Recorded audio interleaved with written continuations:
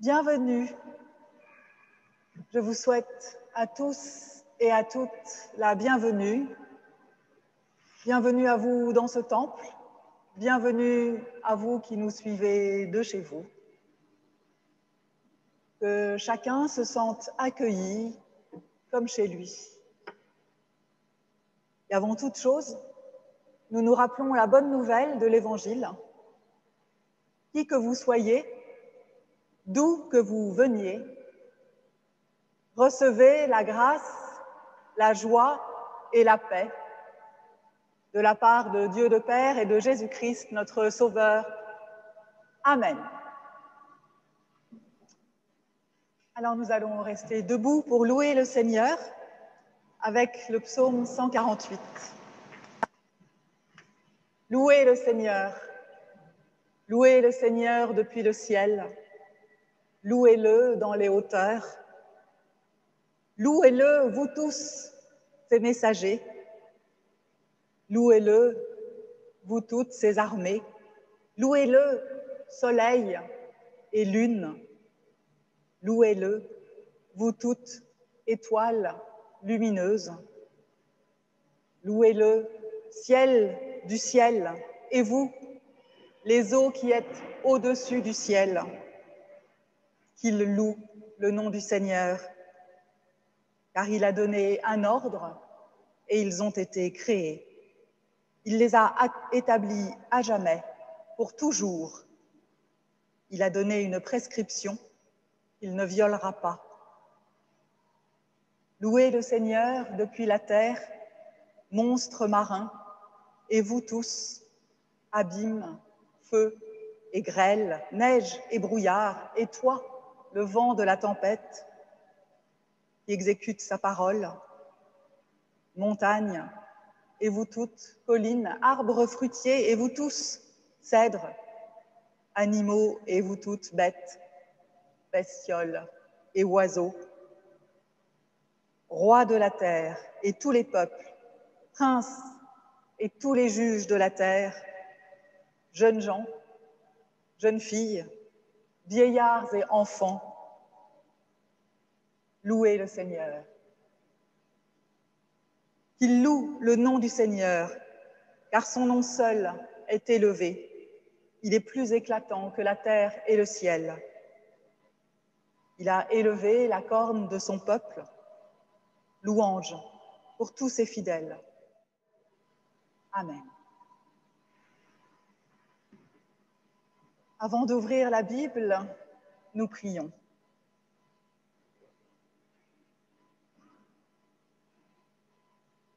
Seigneur, donne-nous le souffle de ta parole, ton esprit d'amour, pour qu'il vienne prendre demeure en nous et ainsi transformer nos vies. Seigneur, donne-nous le feu brûlant de ta parole, ton esprit de vérité, pour qu'il vienne en nos cœurs nous donner force et courage d'être, force et courage de témoigner de toi dans nos vies. Seigneur, donne-nous par ta parole l'esprit de liberté, ce souffle de vie qui réveille les hommes et les femmes et les invite à te suivre. Amen. L'évangile de ce matin se trouve dans l'évangile de Marc, au chapitre 1. Nous sommes donc au début de l'évangile. Jésus vient de choisir ses 4 premiers disciples, Simon, André, Jacques et Jean. Vous savez, tous les 4 étaient des pêcheurs au bord du lac de Galilée. Et voilà, ils partent tous les 5 ensemble. Et nous lisons donc dans l'évangile de Marc au chapitre 1, les versets 21 à 28. Ils entrent dans Capharnaüm. S'étant rendus à la synagogue le jour du sabbat, il se mit à enseigner. Ils étaient ébahis de son enseignement, car il enseignait comme quelqu'un qui a de l'autorité et non pas comme les scribes. Il se trouvait justement dans leur synagogue un homme possédé d'un esprit impur qui s'écria « Pourquoi te mêles-tu de nos affaires, Jésus, le Nazaréen? Es-tu venu pour notre perte? Je sais bien qui tu es, le Saint de Dieu. » Jésus le rabroua en disant « Tais-toi et sors de cet homme. » L'esprit impur sortit de lui en le secouant violemment et en poussant un grand cri. Tous furent effrayés. Ils débattaient entre eux. Qu'est-ce donc? Un enseignement nouveau. Quelle autorité! Il commande même aux esprits impurs et ils lui obéissent. Et sa renommée se répandit aussitôt dans toute la Galilée.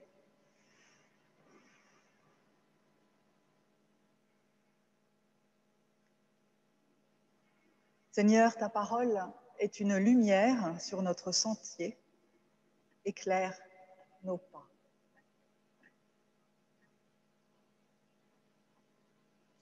Frères et sœurs, moi je trouve que c'est une scène un peu violente. Qu'en pensez-vous? Ah, je vois des oui. Cette guérison se fait quand même dans les cris et les convulsions. Il y a les cris de l'esprit impur, ceux de Jésus qui le rabroue, et puis les convulsions de l'homme quand l'esprit impur sort de lui. Le public qui est dans la synagogue est d'abord ébahi en écoutant Jésus parler, puis effrayé après avoir assisté à la scène. Ce bouleversement nous dit, je crois, la puissance et la profondeur de ce qui se passe en eux, simples spectateurs et auditeurs de Jésus. S'agirait-il d'une question d'autorité?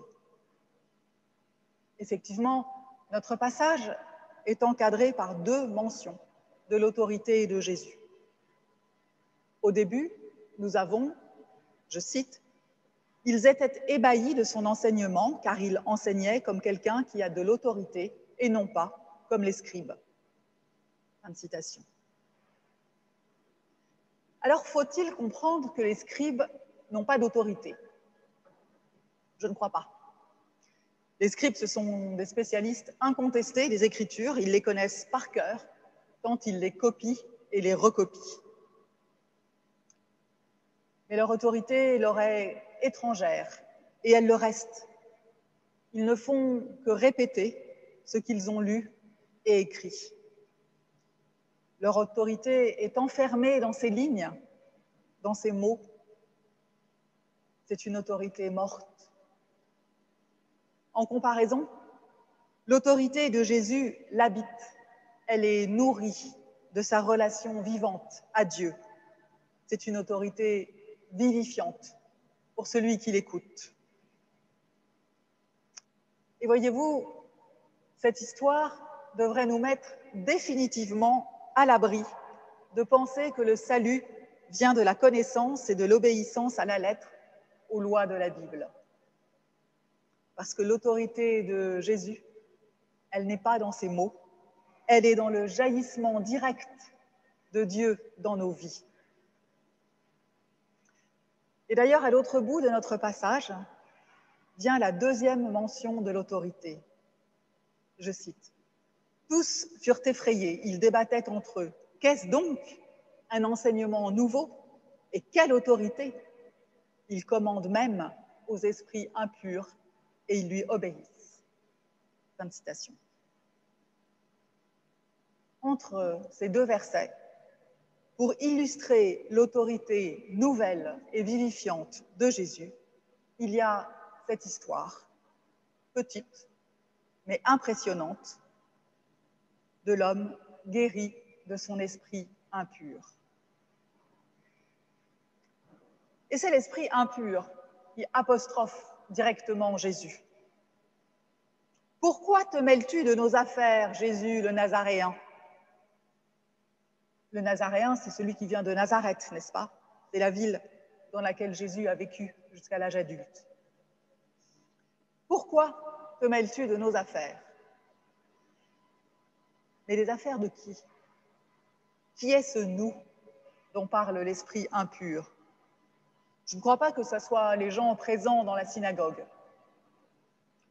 Peut-être l'esprit impur parle-t-il de lui-même au pluriel, dans une sorte d'espèce de pluriel de majesté, comparable à celui utilisé pour parler de Dieu dans l'Ancien Testament, puisqu'en hébreu, le mot Dieu n'existe qu'au pluriel.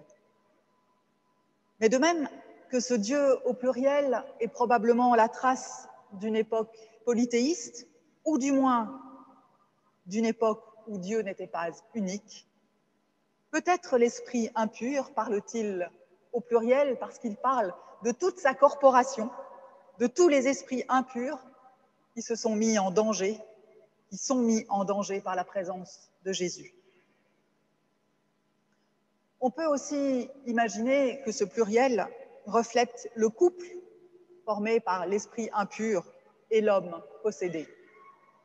L'esprit impur fait corps avec son hôte, il parle à sa place, il est devenu sa voix dans ce pluriel où l'humain s'est perdu. Il est vrai que nous pouvons parfois nous sentir comme habités par plusieurs sentiments, par plusieurs désirs, sentiments et désirs souvent contradictoires, comme si plusieurs individus se développaient en nous, comme s'ils nous tiraillaient en tous sens, chacun pour tenter d'emporter le plus gros morceau. Il y a toutes ces fois où nous sommes partagés parce que ce que nous faisons n'est pas à la hauteur de ce que nous espérions. Nous sommes comme Paul quand il écrit aux Romains, le bien que nous voulons, nous ne le faisons pas, et le mal que nous ne voulons pas, nous le faisons. Cette multiplicité menace notre intégrité, non pas notre intégrité morale, ni notre honnêteté, mais elle menace ce qui nous permet de rester cohérents, ce qui nous permet de ne pas nous désagréger dans une profusion hétérogène face aux adversités de la vie. La multiplicité nous sépare de Dieu. Mais arriver à être un est un gros défi. Et d'autant plus dans notre environnement et notre culture monothéiste, où ce Dieu unique, à notre image, nous assène un impératif d'unicité. Mais, voyez-vous, comme l'être humain de la Genèse a été créé à la fois homme et femme, à la fois désobéissant et fidèle, à la fois croyant et pris de doute, peut-être sommes-nous multiples. Le risque serait tout de même de se laisser déborder par cette multiplicité au point de ne plus s'appartenir comme l'homme possédé. À l'époque, on entendait par esprit impur quelque chose de vraisemblablement très large, une maladie neurologique ou mentale, ou bien une souffrance qui faisait que la personne n'était plus maîtresse d'elle-même. Et il y a clairement dans la notion de pureté quelque chose de l'unicité. Le pur, en particulier dans la culture juive de l'époque, c'est ce qui n'est pas mélangé. Dans sa traduction de l'évangile de Marc que nous propose André Chouraki, il utilise comme traduction non pas impur, mais contaminé. Je trouve que c'est une bonne traduction. Jésus ne se laisse pas berner par l'impureté de ce couple hybride esprit-homme qui relève de la contamination. Non, Jésus ne s'adresse pas à l'homme, il s'adresse à l'esprit impur. Jésus fait très bien la différence entre l'homme qui est possédé et l'esprit impur. L'homme n'est pas devenu impur. L'esprit mauvais n'a pas d'éteint sur lui. Et après l'intervention libératrice de Jésus, l'homme est rendu à lui-même. Jésus nous propose une espérance si forte qu'elle balaye avec énergie toutes nos ambiguïtés et nos compromissions. Et cette espérance, frères et sœurs, c'est l'accueil inconditionnel de Dieu qui nous rend disponibles pour autrui.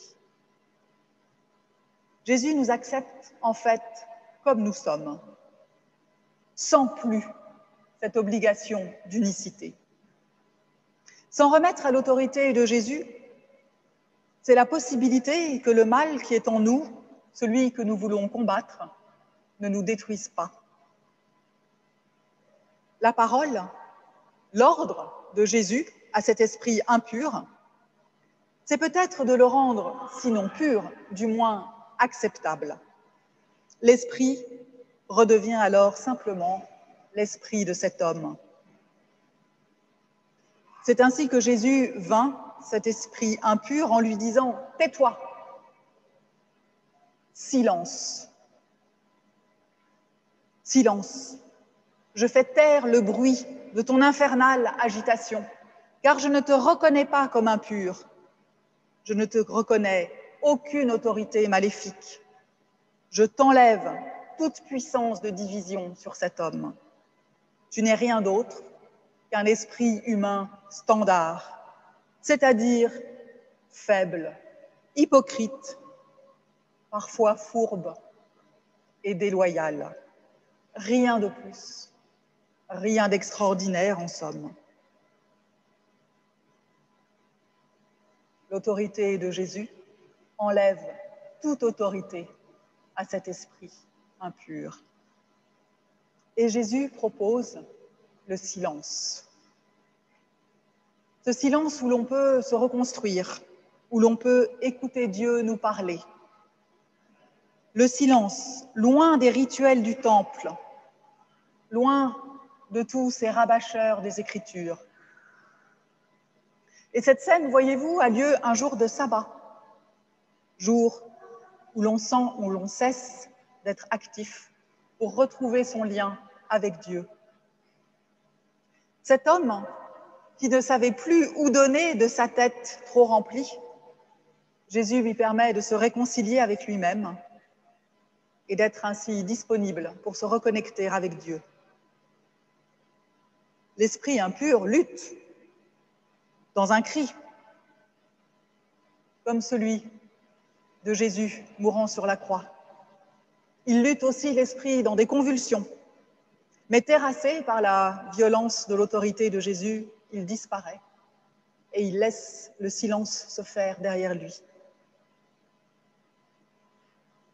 Il se targuait, cet esprit impur, de connaître Jésus. Il l'appelle le Nazaréen, il l'appelle le Saint de Dieu. La mention le Saint de Dieu, Saint comme sainteté, bien sûr.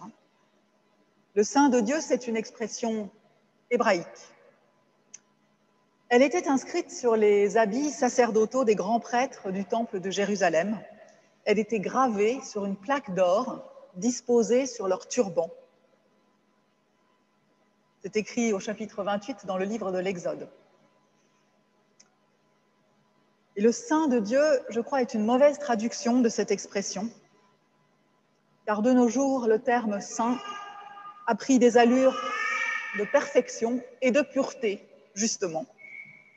Or, il ne s'agit pas de ça. Il s'agit de ce qui est mis à part, mis à disposition pour Dieu, qui lui est consacré. Alors consacré dans un sens courant, comme quand on se consacre à une activité, pas consacré dans son sens de sacré. C'est une expression dans tout le Nouveau Testament très rare pour parler de Jésus. Seul Pierre la reprendra une fois dans l'évangile de Jean. et je crois une fois dans les Actes des Apôtres. Elle ne correspond pas du tout à l'appellation du Messie promis par Dieu dans l'Ancien Testament. Et moi, je crois que l'esprit impur, en fait, n'a pas du tout bien identifié Jésus. D'ailleurs, pour l'accompagner dans sa mission, Jésus a d'abord choisi 4 pêcheurs qu'il est allé chercher sur leur lieu de travail au bord du lac de Galilée.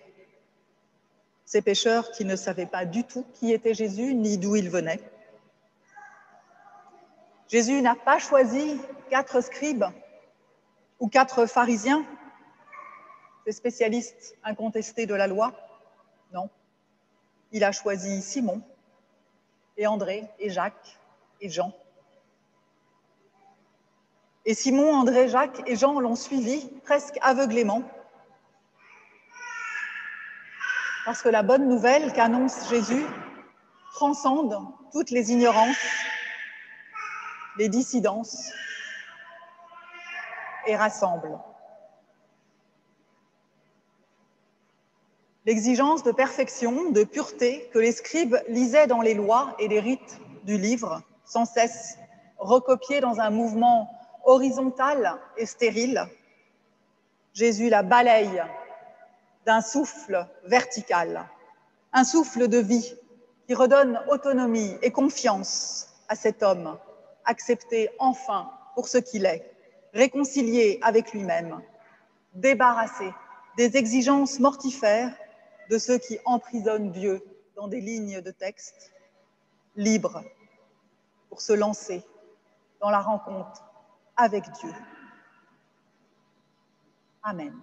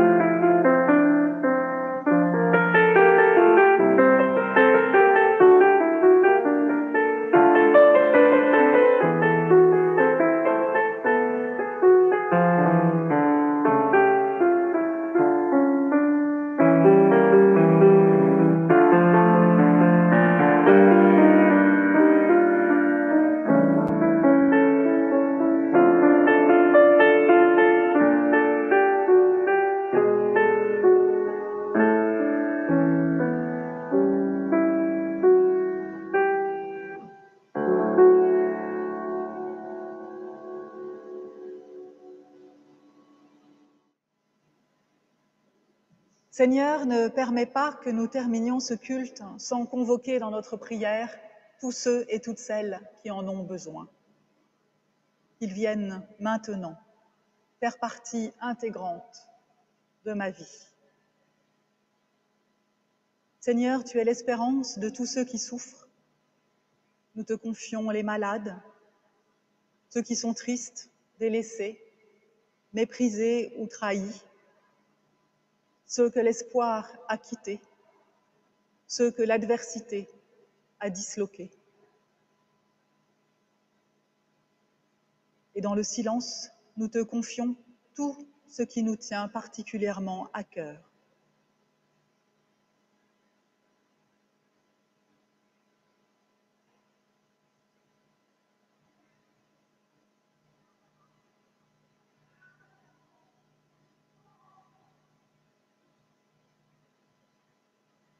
Seigneur, reçois notre prière et que ta lumière soit pour tous une raison d'espérer et une source de joie. Unis à tous nos frères chrétiens et nos sœurs, ceux d'hier et ceux d'aujourd'hui, ceux d'ici et d'ailleurs, avec ton Fils, Jésus-Christ, nous te disons notre Père, qui es aux cieux. Que ton nom soit sanctifié, que ton règne vienne, que ta volonté soit faite sur la terre comme au ciel. Donne-nous aujourd'hui notre pain de ce jour. Pardonne-nous nos offenses, comme nous pardonnons aussi à ceux qui nous ont offensés. Ne nous laisse pas entrer en tentation, mais délivre-nous du mal, car c'est à toi qu'appartiennent le règne, la puissance et la gloire pour les siècles des siècles. Amen. Nous nous levons pour recevoir de la part de Dieu les paroles de bénédiction. Frères et sœurs, que règne dans vos cœurs la paix du Christ, celle à laquelle vous avez tous et toutes été appelés. Dieu vous bénit et vous garde, vous et tous ceux que vous aimez. Amen.